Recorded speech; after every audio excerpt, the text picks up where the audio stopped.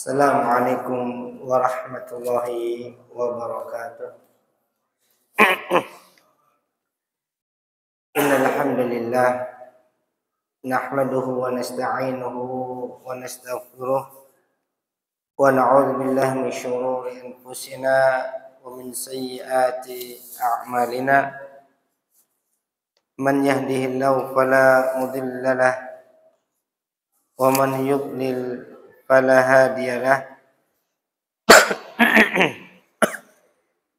Asyhadu an la ilaha illallah wahdahu la syarika lah wa asyhadu anna Muhammadan abduhu wa rasuluh. Allahumma salli wa sallim wa barik ala nabiyyina Muhammad wa ala alihi wa sahbihi wa man ihtada bihadihi ila yaumiddin wa ba'd.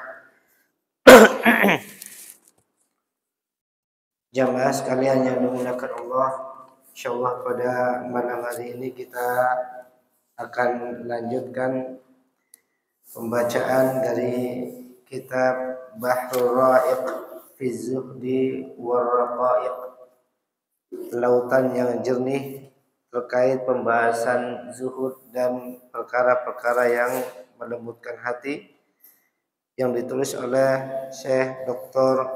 Ahmad Farid hafizahullah ta'ala. Kita masih membaca muqaddimah cetakan yang ketiga. Bagi yang ada bukunya bisa dilihat di halaman 7.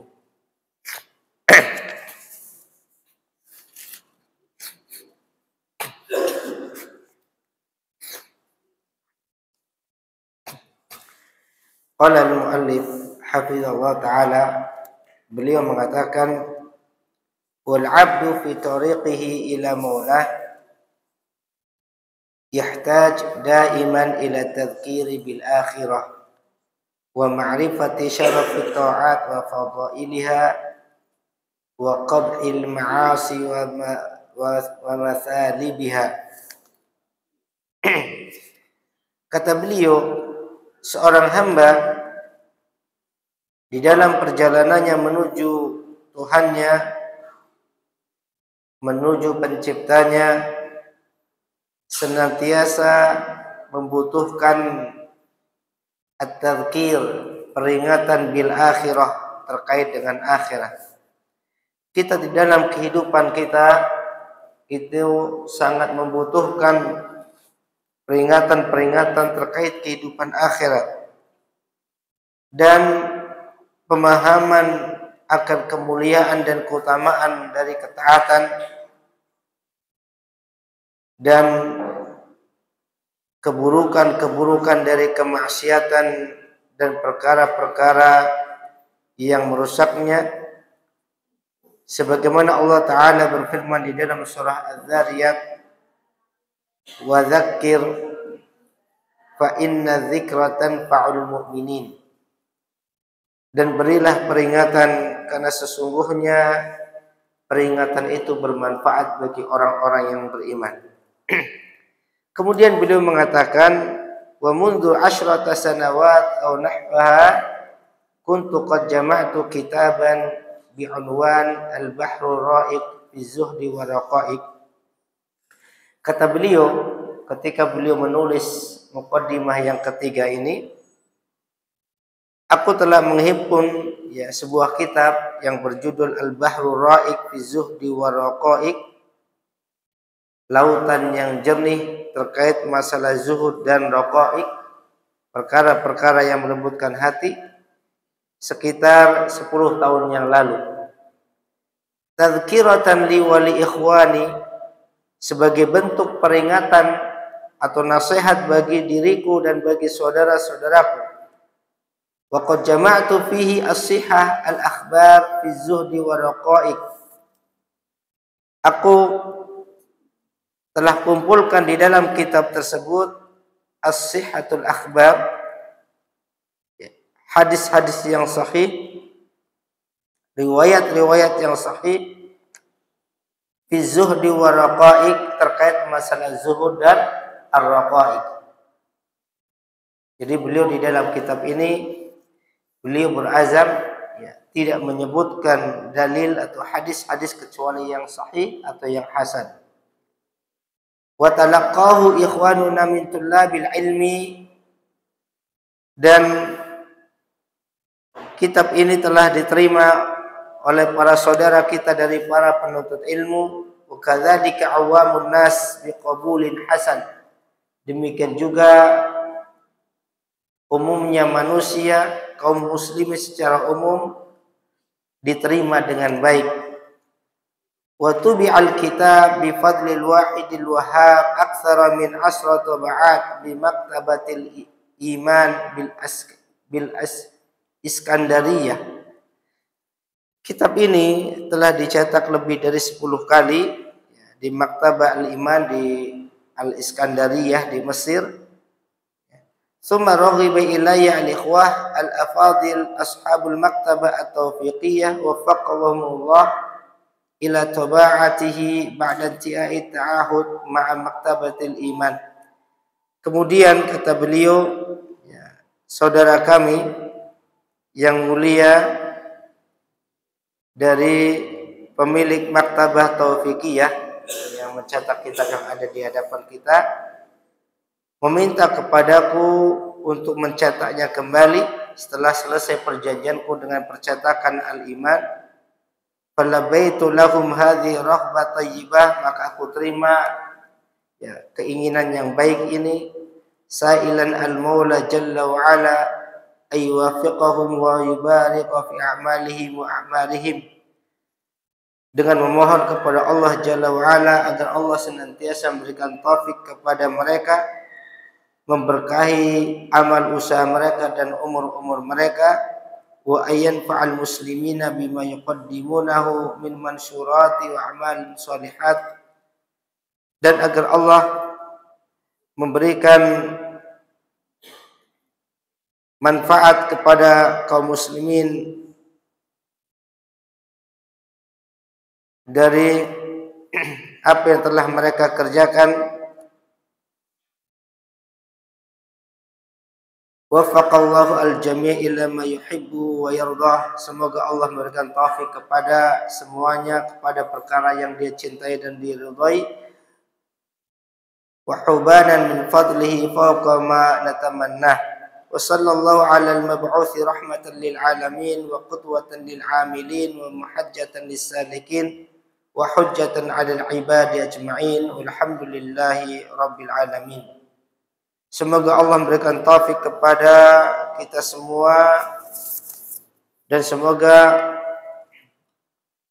salawat atas Nabi kita Nabi Muhammad sallallahu alaihi wasallam yang diutus sebagai rahmat bagi alam semesta, sebagai tauladan bagi para hambanya, jalan penerang, contoh bagi orang-orang yang senantiasa berusaha, wa mahajjatan lisalikin, pemberi jalan bagi orang-orang yang berjalan menuju Tuhannya, wa hujjatan 'alal ibadi ajma'in, dan hujjah bagi para hamba semuanya. Walhamdulillahi rabbil alamin. Ikhwani wa akhwati a'azzanakum, ini muqaddimah yang ketiga yang disampaikan oleh beliau, dan insyaallah pada malam hari ini kita akan lanjutkan muqaddimah yang kedua. Jadi kita belum masuk pada bagian materi utama dari pokok dari kitab ini.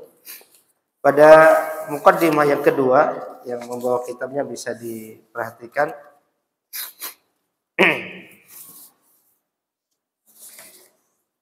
Beliau mengatakan, alhamdulillahilladzi sahala li'ibadihil muttaqin ila mardatihi sabila wa awdaha lahum turuqal hidayah وجعل اتباع الرسول عليها دليلا واتخذهم عبيدا له فأقروا له بالعبودية ولم يتخذوا من دونه وكيلا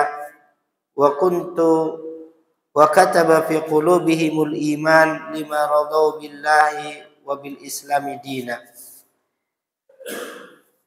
Pada muqaddimah yang kedua beliau mengawali muqaddimahnya dengan memuji Allah. Alhamdulillah, segala puji bagi Allah, alladzi sahala li ibadihi al-muttaqina ila mardatihi sabila, yang telah memberikan kemudahan kepada hamba-hambanya yang bertakwa jalan menuju keridhaannya. Wa awdaha lahum turuqal hidayah, dan yang telah memperjelas untuk mereka jalan-jalan hidayah. Wa ja'ala ittiba'ar rasuli 'alaiha dalila, dan yang telah menjadikan sikap ittiba kepada Rasul, mengikuti Rasul sebagai petunjuk atau sebagai penuntun kepada jalan hidayah. Wattakhadhahum 'abidan lahu, dan Allah telah menjadikan orang-orang yang bertakwa sebagai hamba bagi dirinya. Fa aqarru lahu bil 'ubudiyah, maka mereka hamba-hamba Allah yang bertakwa senantiasa mengakui ubudiyah semata-mata milik Allah. Walam yattakhidhu min dunihi wakila, dan mereka tidak menjadikan penolong dari selain Allah. Wa kataba fi qulubihimul iman lima radau billahi, dan Allah telah menuliskan menetapkan pada hati-hati mereka keimanan lima radau billahi. Ini lalu mungkin ada yang hilang ya di cetakan ini, karena di nas hadisnya ada tambahan robban. Mimma lima radau billahi rabba wa bil islami dina, ketika mereka telah ridho Allah sebagai Tuhan mereka dan mereka ridho Islam sebagai agama mereka. Ini muqaddimah muallif hafizallahu taala. Sedikit kita berikan catatan dari muqaddimah beliau ini.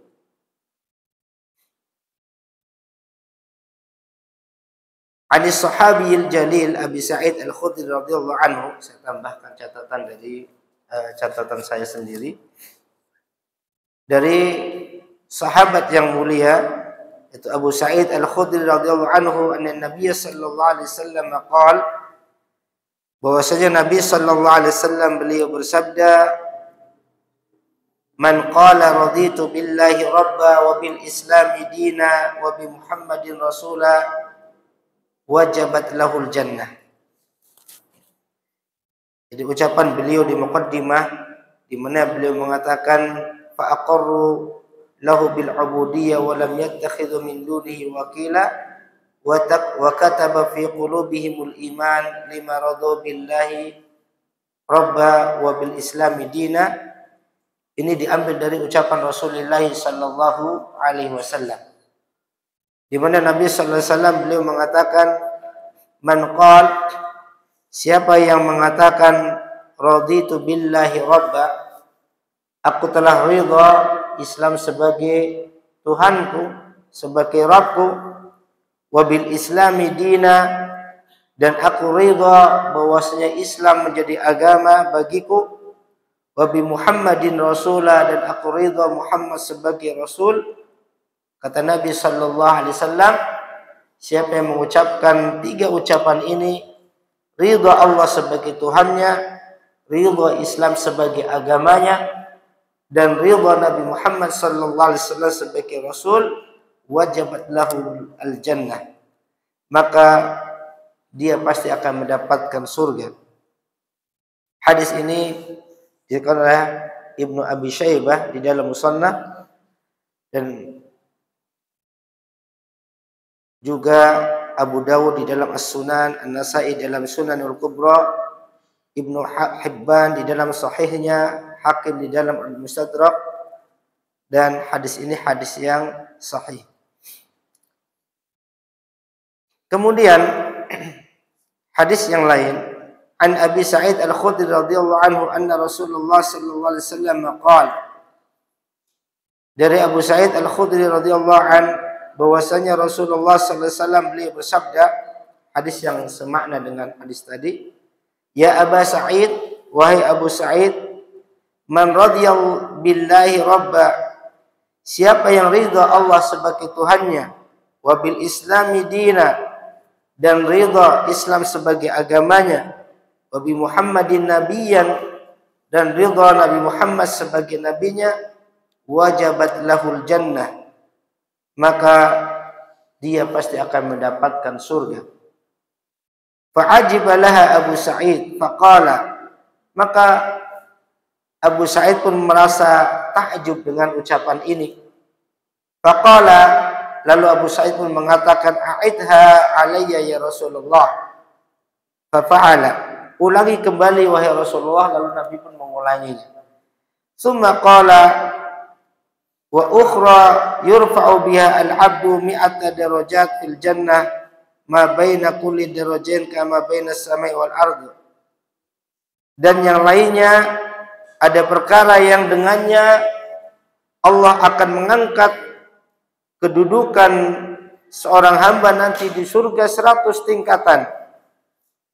Yang mana antara satu tingkatan dengan tingkatan yang lain itu seperti jarak antara langit dan bumi. Qala wa ma hiya Rasulullah. Kemudian Abu Sa'id mengatakan, perkara apa itu wahai Rasulullah yang bisa menaikkan kedudukan seseorang 100 tingkatan tersebut? Qal, maka Nabi mengatakan, al-jihad fisabilillah, al-jihad fisabilillah, itu berjihad di jalan Allah. Rawahul Imam Muslim di dalam sahihnya. Ibnu Qayyim rahimahullah ta'ala ketika memberikan catatan atau ta'liq atas hadis ini, dan juga hadis tentang zaqa ta'mul iman man radiya billahi rabba wa bil islami dina wa Muhammadin rasulah.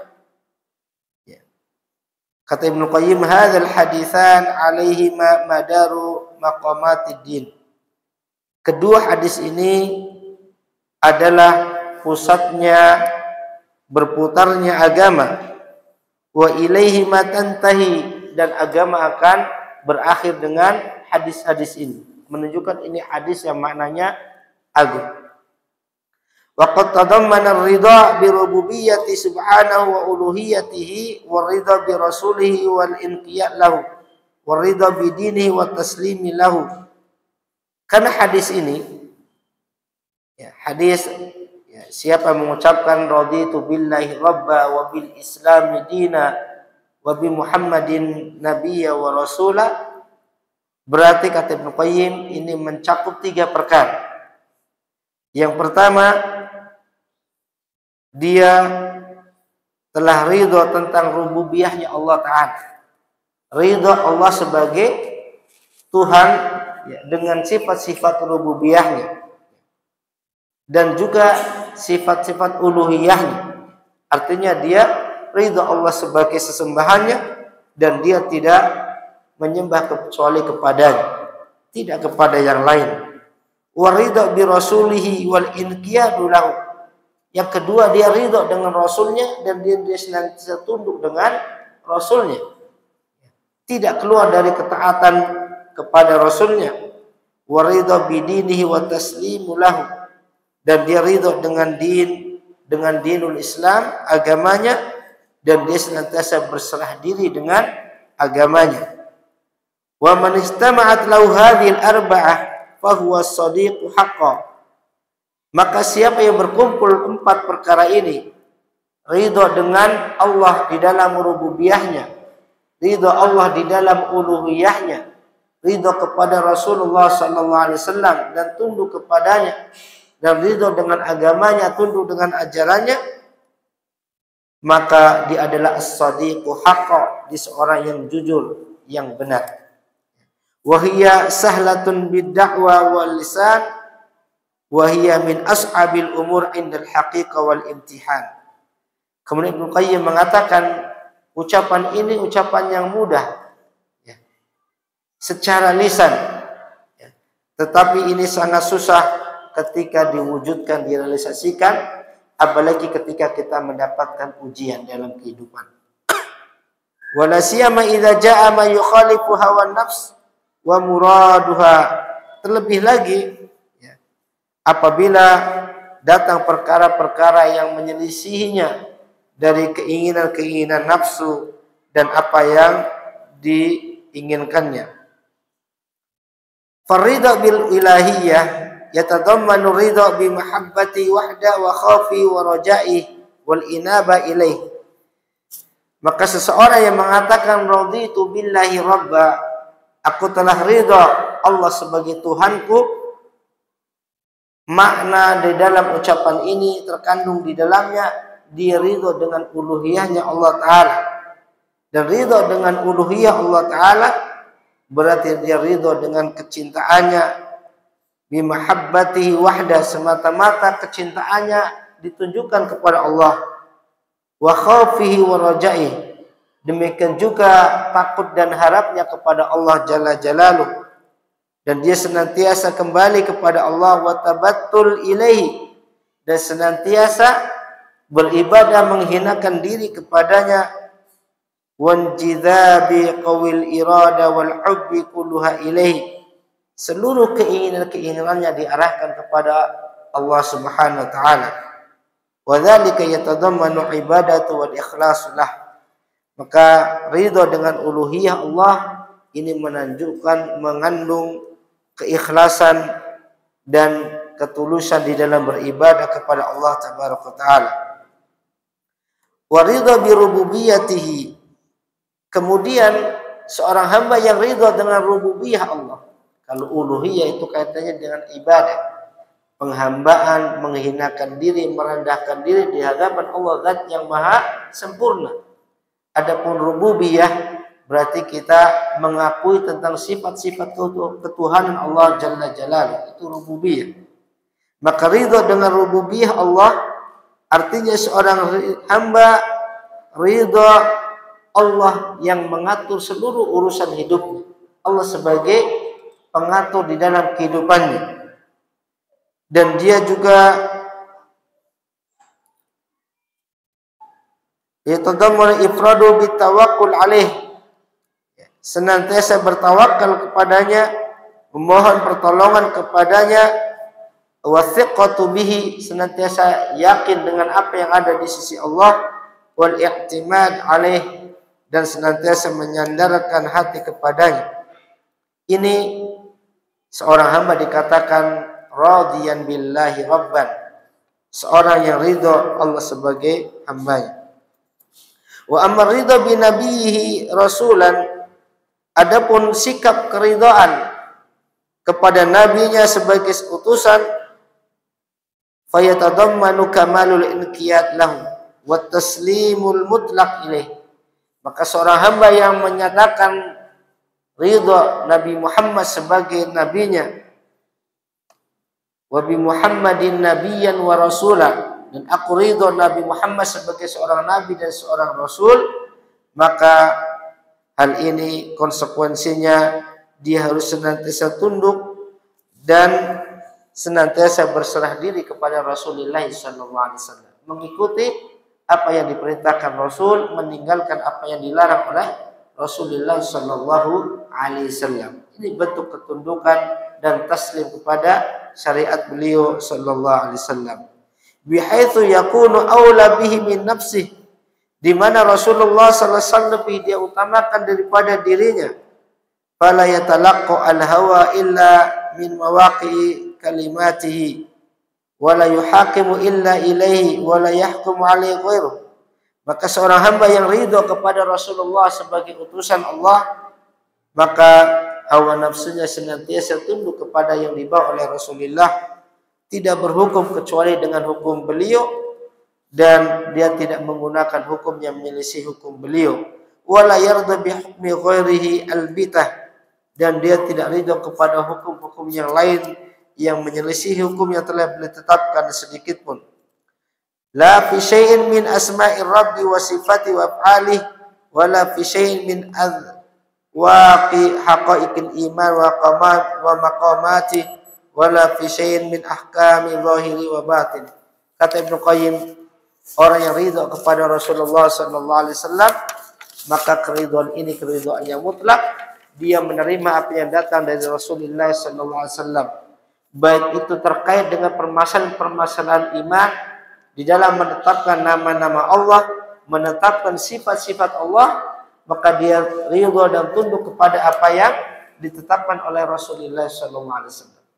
Tidak menggunakan akalnya, menolak hadis karena tidak sesuai dengan akal atau hawa nafsu. Demikian juga di dalam hukum-hukumnya, di dalam syariatnya. La yarda fi dzalika bi hukmin ghairi wa la yarda illa bi hukmihi.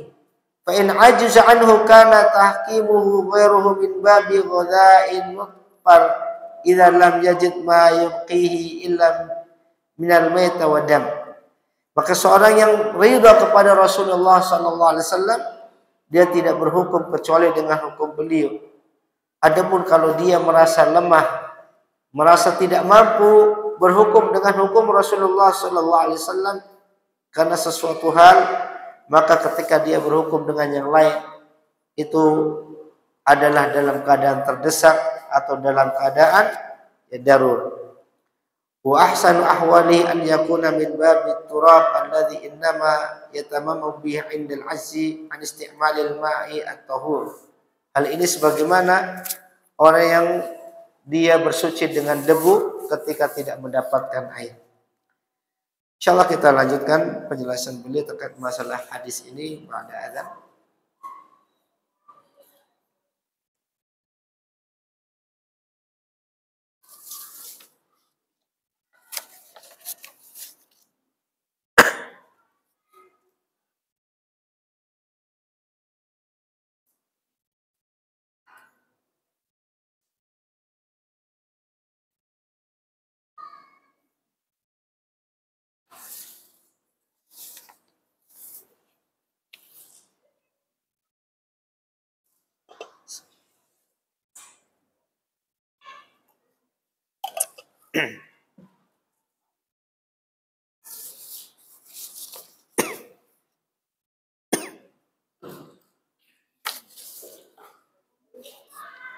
Sudah bisa kan?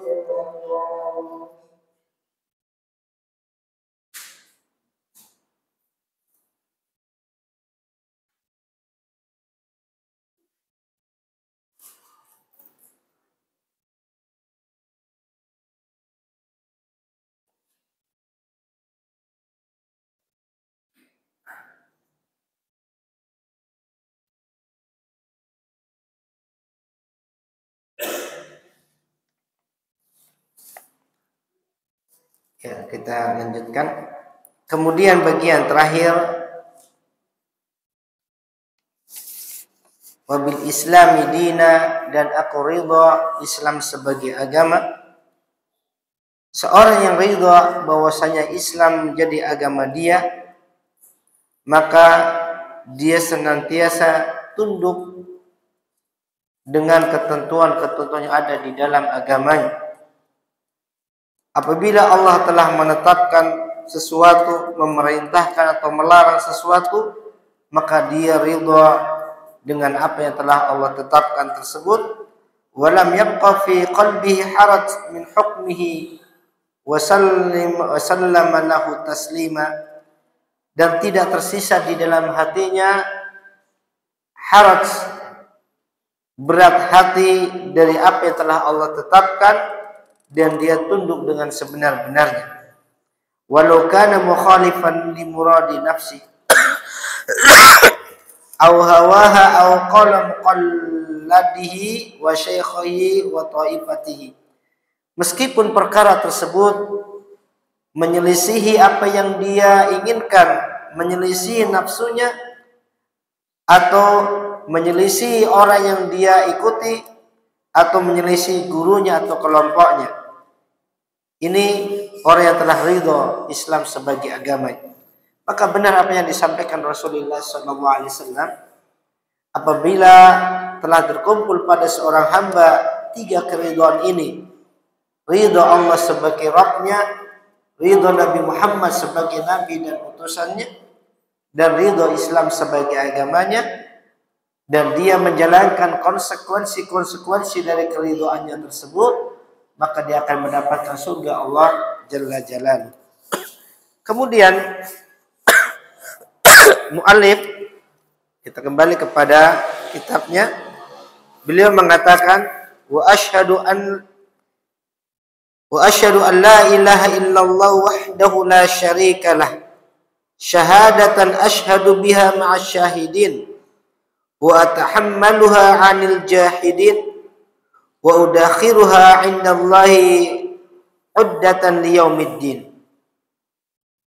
Kata beliau, setelah beliau memuji Allah tabaraka taala, beliau bersyahadat dengan syahadat tauhid, wa asyhadu an la ilaha illallah, dan aku bersaksi bahwasanya tidak ada sesembahan yang benar melainkan Allah semata, la syarikalah, tidak ada sekutu baginya, syahadatan, sebuah persaksian, asyhadu biha ma'asyahidin, yang aku saksikan bersama orang-orang yang mempersaksikannya, wa ta'ammaluha 'anil jahidin, dan aku siap menanggung beban dari persaksian tersebut terhadap orang-orang yang menentangnya, wa udakhiruha 'indallah uddatan liyaumiddin, dan aku jadikan syahadat tersebut sebagai simpanan bekal di sisi Allah nanti di hari pembalasan. Memang bahasanya bahasa-bahasa agak puitis ya. Yang pertama beliau mengatakan asyhadu an la ilaha illallah wahdahu la syarikalah. Hadhil ibarah tahmilu ma'ani imaniyah 'amiqah. Ungkapan ini merupakan ungkapan keimanan yang dalam, ya. Wa hiya sighatun min siyaghi tauhid wal yaqin. Ini adalah salah satu ucapan-ucapan dari ucapan yang memiliki muatan-muatan tauhid dan keyakinan. Wa tu'abbaru an mauqifil mu'min tijah syahadah bitauhid. Dan ungkapan ini menggambarkan bagaimana sikap seorang mukmin terkait dengan syahadat tauhid. Ya. Syahadat itu ada 2. Asyhadu an la ilaha illallah itu namanya syahadatut tauhid. Ya. Yang kedua wa asyhadu anna Muhammadan Rasulullah namanya syahadatul risalah. Syahadat risalah. Syahadat tauhid, asyhadu an la ilaha illallah, hadza i'lanun wadihun litauhid. Ini adalah sebuah i'lanun wadih, pemberitahuan yang jelas bagi seorang muslim Demikianlah seharusnya kita ketika kita bersyahadat. Karena orang yang bersyahadat berarti dia sedang melakukan persaksian, ikrar. Aku bersaksi, aku mengikrarkan la ilaha illallah. Ya, la ilaha illallah, bahwasanya tidak ada ilah atau sesembahan yang hak, yang benar, melainkan hanya Allah semata. Sedikit catatan di dalam kalimat ini. Kalimat la ilaha illallah ada beberapa tafsiran-tafsiran yang tidak tepat atau yang kurang tepat yang perlu kita perhatikan. Kalimat la ilaha illallah ini di dalam bahasa Arab ini namanya kalimat nafi dan isbat. Ada dua bagian. Yang pertama la ilaha, yang kedua illallah. La ilaha artinya tidak ada. La di dalam bahasa Arab maknanya banyak. Ada la nafi artinya tidak. Ada la nahi artinya jangan. La nahi artinya jangan. La tadhhab, jangan kamu pergi. Berarti la nahi, larangan, jangan. Kalau la nafi artinya tidak. Mengingkari ya keberadaan, la nafi. Kemudian la nafi yang artinya tidak sendiri juga dalam bahasa Arab ada macam-macam. Ada la nafi lil jinsi, ada la nafyun lil adad, dan yang lain. Mengingkari bilangan, ada mengingkari jenis. Di dalam la ilaha illallah, la di sini la nafi lil jinsi. Artinya apa? Artinya mengingkari keberadaan jenis. La ilah artinya tidak ada satupun ilah.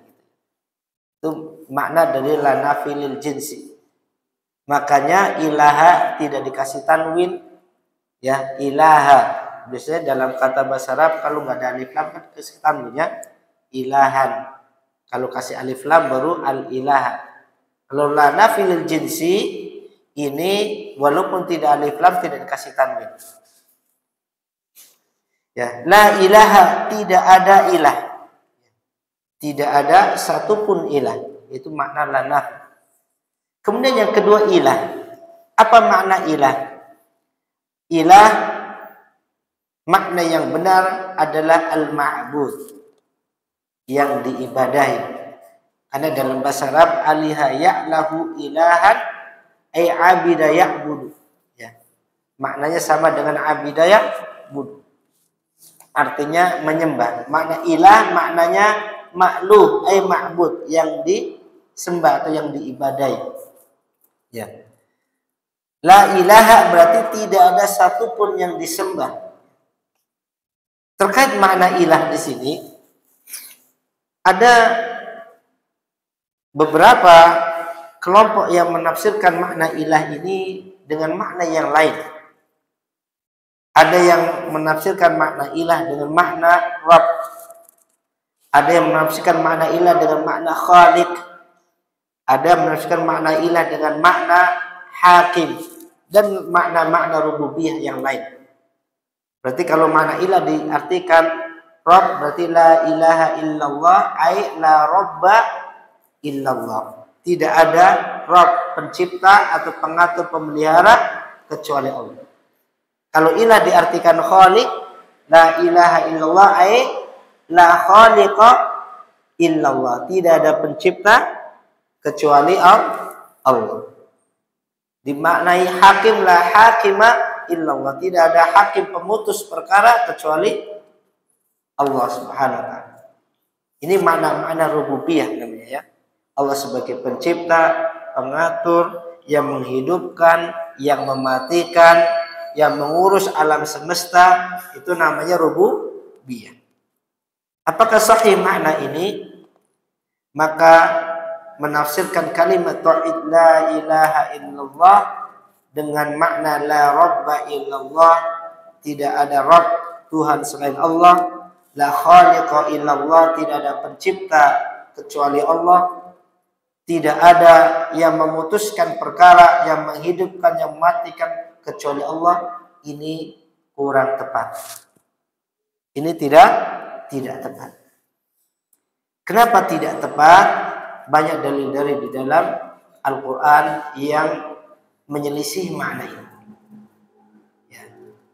Kenapa? Karena orang-orang Quraisy dan mereka faham dengan makna kalimat ini. Dan karena mereka faham, karena mereka menentangnya, tidak menerimanya.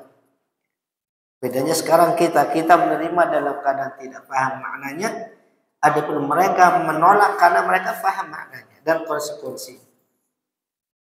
Orang-orang Quraisy, orang-orang kafir Quraisy, ketika kalau mereka ditanya siapa pencipta mereka, siapa yang menciptakan langit dan bumi, siapa yang menciptakan Ka'bah dan seterusnya, mereka mengatakan Allah, Tuhan yang di atas langit.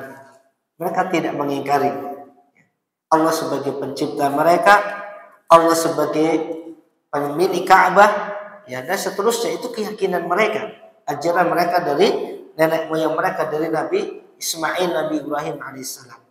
Itu orang-orang Quraisy. Lalu kenapa mereka tidak mau mengucapkan la ilaha illallah? Karena mereka tahu itu bukan makna dari kalimat la ilaha illallah. Ya. Karena la ilaha illallah adalah la ma'buda bihaqqin illallah. Tidak ada sesembahan yang benar kecuali hanya Allah. Semua sembahan-sembahan yang lain itu batil.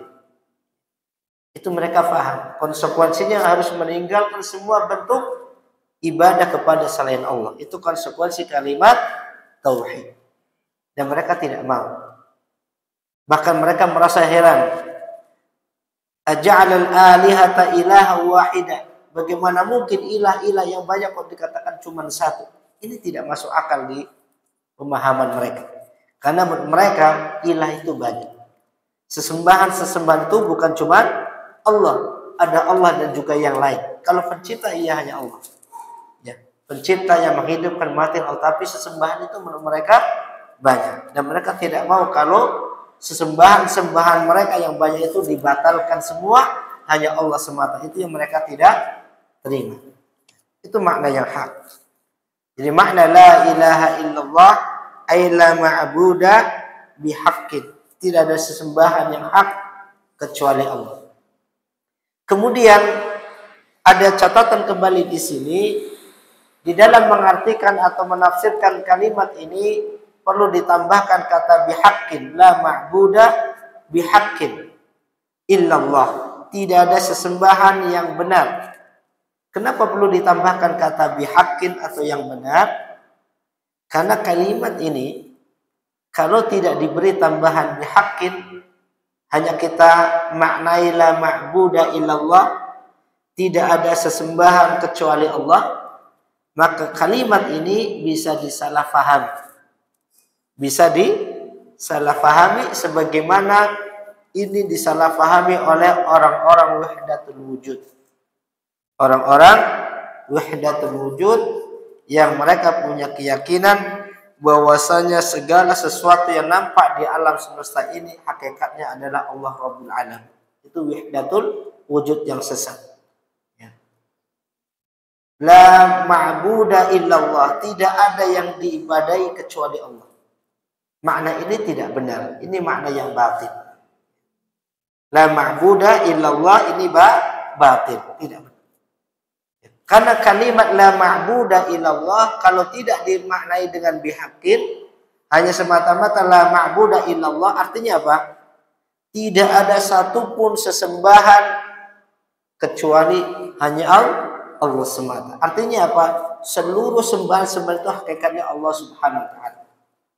Karena ma'bud yang disembah manusia kenyataannya satu atau banyak? Yang diibadahi makhluk satu atau banyak? Banyak. Makhluk banyak ma'bud mereka. Alihah mereka banyak. Ada yang beribadah kepada Allah, ada yang beribadah kepada malaikat, ada yang beribadah kepada orang saleh, ada yang beribadah kepada batu, gunung dan seterusnya, jin dan yang lainnya. Jadi ma'bud itu banyak, ma'budan, sembahan-sembahan semuanya banyak. Tetapi dari sekian banyak sesembahan-sembahan itu semuanya batil, yang hak hanya satu, itu Allah Rabbul Alamin. Semua sembahan-sembahan Allah itu batil. Semuanya batil, yang hak hanya Allah Subhanahu wa taala. Sehingga kalau kita tidak menambahkan bihaqqin, kita hanya mengatakan la ma'budu illallah, artinya tidak ada satupun sesembahan yang disembah manusia kecuali hakikatnya itu adalah Allah Subhanahu wa taala. Dan inilah wahdatul wujud yang di zaman sekarang kita wahdatul wujud sudah ganti baju dengan baju lebih keren, yaitu apa? Pemahaman lintas agama. Itu sebenarnya sama. Hanya beda baju saja. Hakikatnya sama wahdatul wujud. Cuma sekarang lebih keren bahasanya. Ya. Ya. Lintas agama. Semua agama benar. Mau yang Islam, yang Kristen, yang Yahudi, yang Hindu, Buddha, semuanya hakikatnya menuju kepada Allah, Tuhan yang satu. Hanya caranya beda-beda. Itu pemahaman wahdatul wujud yang dibungkus dengan gaya baru. Sebenarnya itu adalah pemahaman yang usang, yang sudah tertinggal zaman. Sekian abad lama sudah ditinggalkan kaum muslimin, dan sekarang oleh orang-orang yang menyimpang, ya orang-orang munafik, coba diangkat kembali, dikemas dengan baju yang bagus sehingga kelihatannya sesuatu yang indah, padahal itu adalah sampah yang tidak punya nilai. Itu kalimat tauhid la ilaha illallah, ay la ma'buda bihaqqin illallah. Tidak ada yang disembah dengan benar melainkan hanya Allah. Wa kullu ma yu'badu min dunillah fa huwa batil. Dan segala sesuatu yang diibadahi selain Allah itu adalah kebatilan. Tidak ada yang benar. Kemudian beliau mengatakan syahadatan asyhadu biha ma'asyahidin. Sebuah persaksian yang aku lakukan bersama dengan syahidin, orang-orang yang mempersaksikan. Ai annani uqiru bihadhi syahada kama aqarra bihal mu'minun. Aku melakukan ikrar dengan persaksian ini sebagaimana orang-orang mukmin juga berikrar dengannya. Wa akuna min jumlati man syahida lillahi bil wahdaniyah, dan aku menjadi termasuk orang-orang yang bersaksi dengan sifat wahdaniyah, keesaan Allah Subhanahu wa taala. Kama fi qoulihi ta'ala, sebagaimana Allah taala berfirman di dalam surah Ali Imran ayat 18, syahidallahu annahu la ilaha illa huwa wal malaikatu wa ulul ilmi qa'iman bil qist. Allah telah mempersaksikan bahwasanya tidak ada sesembahan yang hak melainkan Dia semata. Demikian juga para malaikat dan orang-orang yang diberi ilmu qa'iman bil qist. Mereka menegakkan persaksiannya dengan penuh keadilan. Kemudian beliau mengatakan wa tahammaluha 'anil jahidin. Dan aku berusaha menanggung resiko dari persaksian tersebut terhadap orang-orang yang menyimpangnya atau orang-orang yang menentangnya. Ini menjadikan pelajaran bagi kita bahwasanya orang-orang yang bersyahadat dengan syahadat yang benar, kemudian dia berusaha menerapkan konsekuensi dari syahadatnya, bukan hanya sekedar ucapan lisan, tapi dia fahami maknanya dan dia jalankan konsekuensi dari syahadatnya, maka di sana pasti banyak jahidin, banyak orang-orang yang akan menentang persaksian syahadat tersebut. Banyak orang-orang yang menentang syahadat itu, dan seorang muslim harus siap menanggung resiko dari syahadatnya. Makanya beliau mengatakan wa atahammaluha 'anil jahidin ay u'linuha wa uthbituha fi wajhin man ankaraha. Aku sampaikan dan aku tetapkan di hadapan orang-orang yang mengingkari syahadat ini. Wa ta'ammalu tab'atuha min ad-da'wati was-sabri 'alal adha. Dan aku siap menanggung resikonya dari menyerukannya berdakwah kepada kalimat ini, bersabar di atas gangguan-gangguannya, kama fa'alal anbiya wad du'at, sebagaimana para nabi dan para dai penerus nabi telah melakukannya. Artinya orang-orang yang bersyahadat dengan syahadat yang benar, kemudian dia komitmen dengan syahadatnya, dia mendakwakan, mengamalkannya, mendakwakannya, maka dia siap dengan gangguan-gangguan sebagaimana dulu para nabi dan rasul telah mendapatkannya. gangguan-gangguan dari umatnya, dari orang-orang yang menentangnya. Demikian juga para dai, penerus para nabi dan rasul, mereka telah mendapatkannya. Dan itu resiko. Maka kalau ada dakwah menyeru kepada tauhid, kepada dakwah yang hak, yang benar, dari awal sampai akhir tidak ada yang menolak, ini perlu dipertanyakan. Ini dakwahnya benar atau tidak? Karena ini yang menyelisih sunnah Nabi. Karena tidak ada satupun Nabi dan Rasul kecuali Allah ciptakan Allah berikan kepada mereka pengikut dan pengingkar.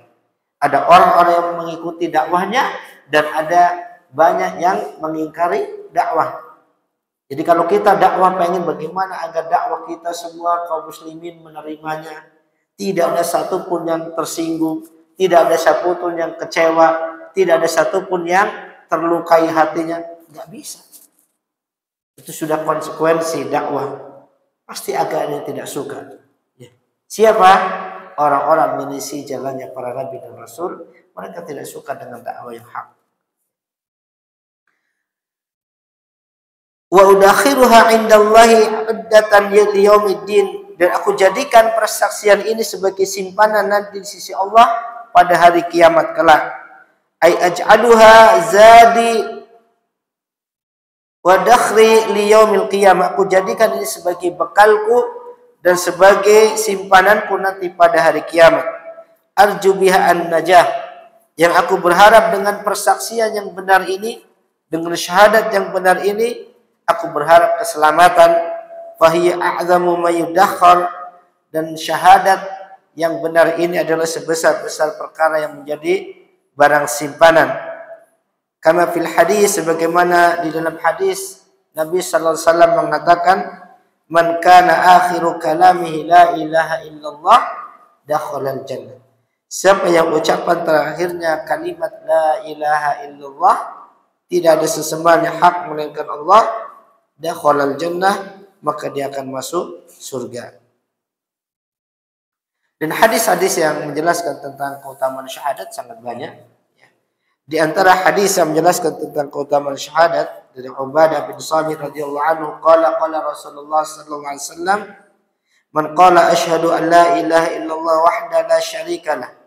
Siapa yang mengucapkan asyhadu an la ilaha illallah, aku bersaksi bahwasanya tidak ada sesembahan yang hak melainkan Allah semata, la syarikalah, tidak ada sedikit pun sekutu baginya, wa anna Muhammadan abduhu wa rasuluh, dan aku bersaksi bahwasanya Muhammad adalah hambanya dan rasulnya. Hambanya artinya beliau seorang hamba, tidak punya sifat-sifat uluhiyah, sehingga tidak boleh kita berdoa kepada beliau, meminta hajat kepada beliau, meminta istighatsah dan seterusnya kepada Rasulullah, karena beliau seorang hamba. Wa rasuluh, dan beliau seorang rasul. Artinya apa? Beliau utusan Allah, nggak boleh kita dustakan, nggak boleh kita ingkari, dan nggak boleh kita rendahkan ucapannya, karena seorang rasul.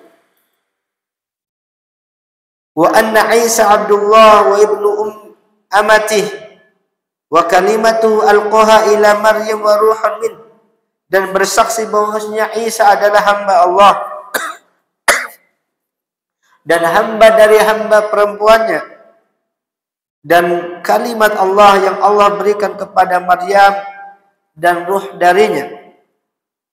Wa annal jannata haqq, dan aku bersaksi bahwasanya surga itu benar adanya. Wa annan nara haqq, dan aku bersaksi bahwasanya neraka itu benar. Adkhalahu Allahu man min ayyi abwabil jannati thamaniyati sya'. Maka kata Nabi sallallahu alaihi wasallam, siapa yang melakukan persaksian seperti ini, Allah akan masukkan dia ke dalam surga dari pintu surga mana saja yang ada 8. Hadis ini diriwayatkan oleh Imam Muslim. Kemudian setelah bersyahadat dengan syahadat tauhid, beliau mengatakan, wa asyhadu anna Muhammadan abduhul mustafa wa nabiyuhul murtada wa rasuluhu sadiqul masduq alladzi la yantiqu 'anil hawa in huwa illa wahyun yuha. Aku bersaksi bahwasanya Muhammad adalah Abdul al-Mustafa, hambanya yang pilihan.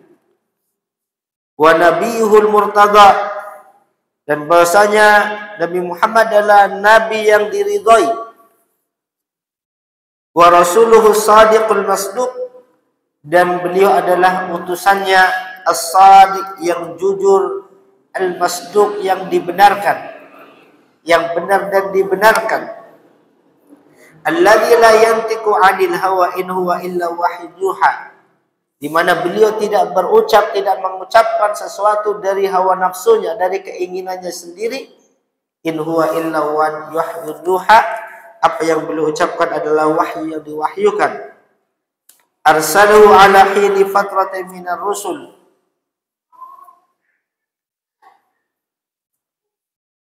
Allah Subhanahu wa taala telah mengutus beliau ala hini fatratin minar rusul, ketika di zaman-zaman fatrah, kekosongan dari para rasul. Fahada bihi ila aqwamit turuq wa awdahis subul, maka dengan melalui wasilah Nabi Muhammad, Allah telah memberikan petunjuk kepada jalan yang paling lurus dan jalan yang paling terang. Waftarada 'alal ibadi ta'atahu wa ta'zimahu wa tawqirahu, dan Allah telah wajibkan kepada seluruh manusia, seluruh hamba-hambanya untuk taat kepadanya, mengagungkannya dan memuliakannya. Wa tabjiluhu, memuliakannya, wal qiyamu bihuquqih, dan menunaikan hak-hak beliau.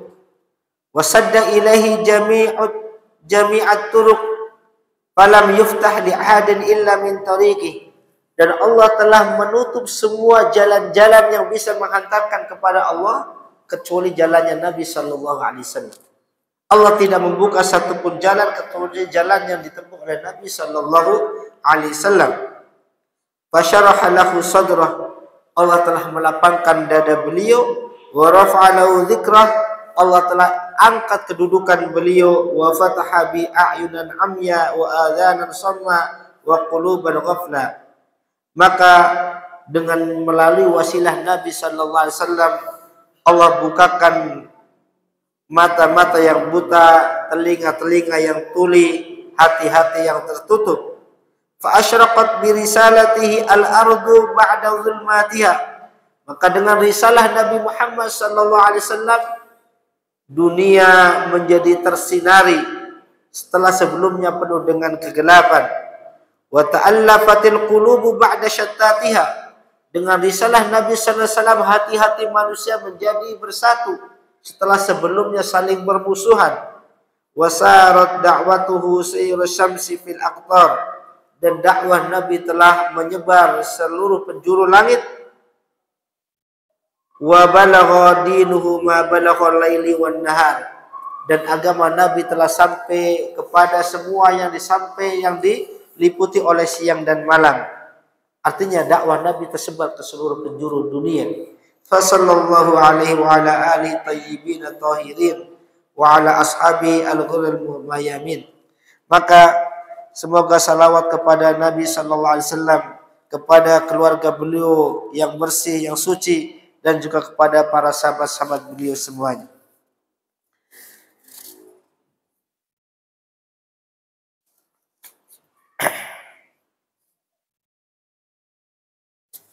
Kemudian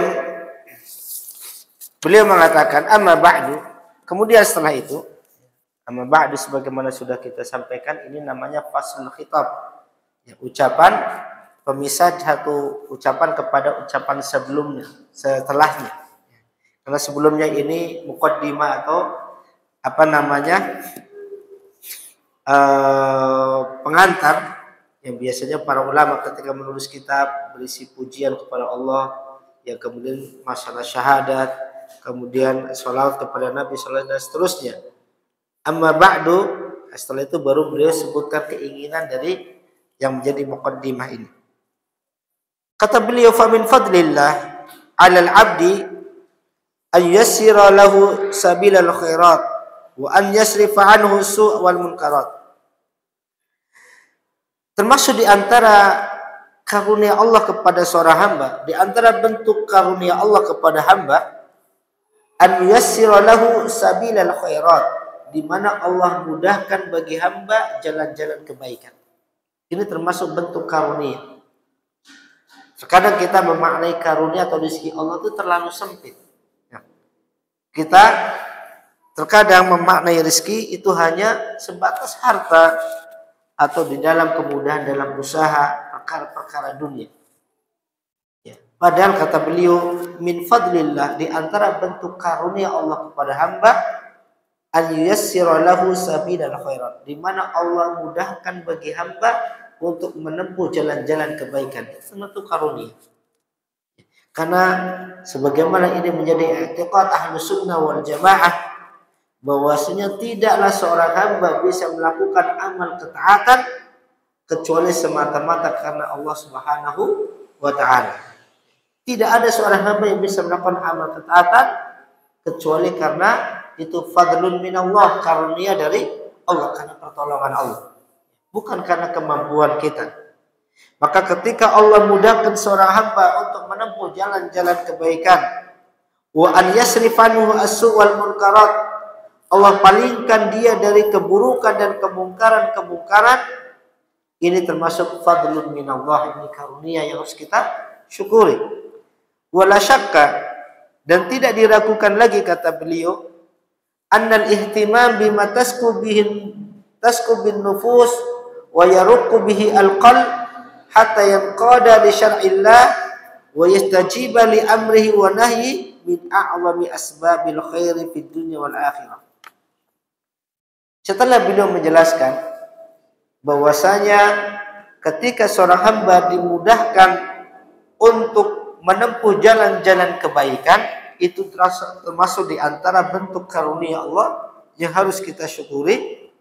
Kemudian beliau menegaskan kembali tentang sebuah nikmat yang besar. Kata beliau, tidak diragukan lagi annal ihtimam bima tasku bin nufus, bahwasanya perhatian dengan perkara-perkara yang bisa mensucikan jiwa, sikap kepedulian dengan perkara-perkara yang bisa membersihkan jiwa, wa yaruqqu bihi al-qalb, dan perkara-perkara bisa melembutkan hati, hatta yanqada li syar'illah, sehingga nafsu dan hati tadi tunduk kepada syariat Allah, wa yastajiba li amri wa nahyi, dan dia memenuhi panggilan perintah Allah dan larangannya, mengindahkan perintah dan larangannya, min a'zami asbabil khair fid dunya wal akhirah, ini termasuk sebesar-besar sebab untuk mendapatkan kebaikan dunia dan akhirat. Di antara perkara yang besar, di antara sebab utama seseorang meraih kebaikan-kebaikan dunia dan akhirat, ketika dia punya perhatian untuk senantiasa membersihkan jiwanya dan untuk senantiasa berusaha melembutkan hatinya. Tujuannya apa?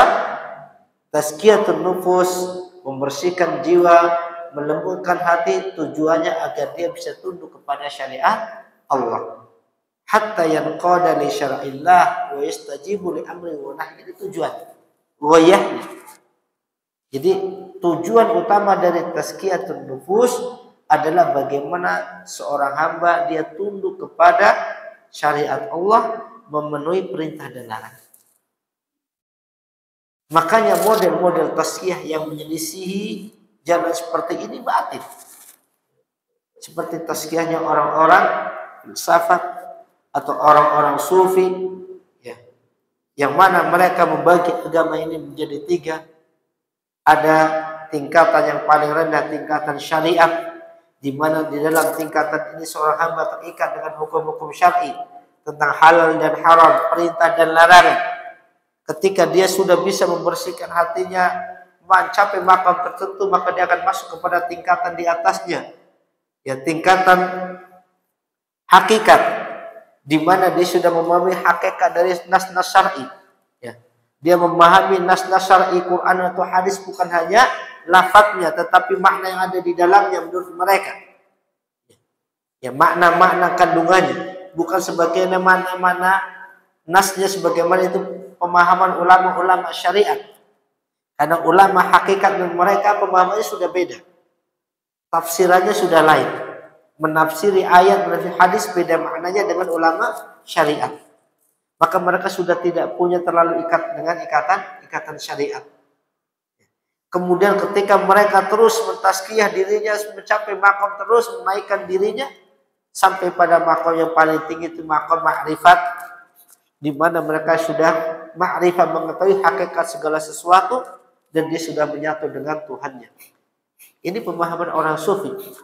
Yang ending dari tazkiyah, akhir dari tazkiyah mereka menjauhkan seorang hamba dari syariat Allah Azza wa Jalla. Keluar dari batasan syariat.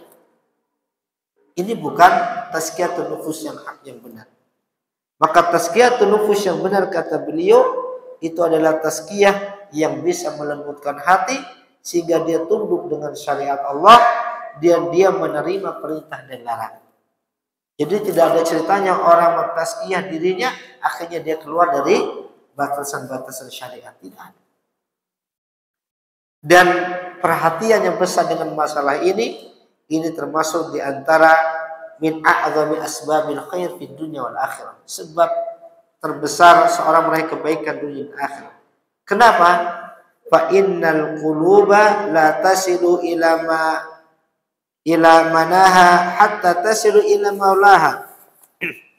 Kata beliau, kenapa kita harus punya perhatian yang besar di dalam masalah ini? Fa innal qulub,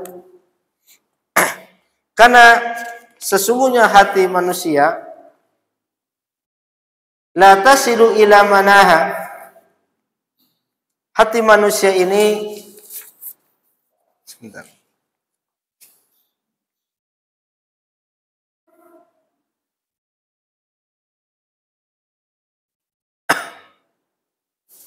Tidak akan sampai kepada apa yang dia inginkan, puncak dari keinginannya,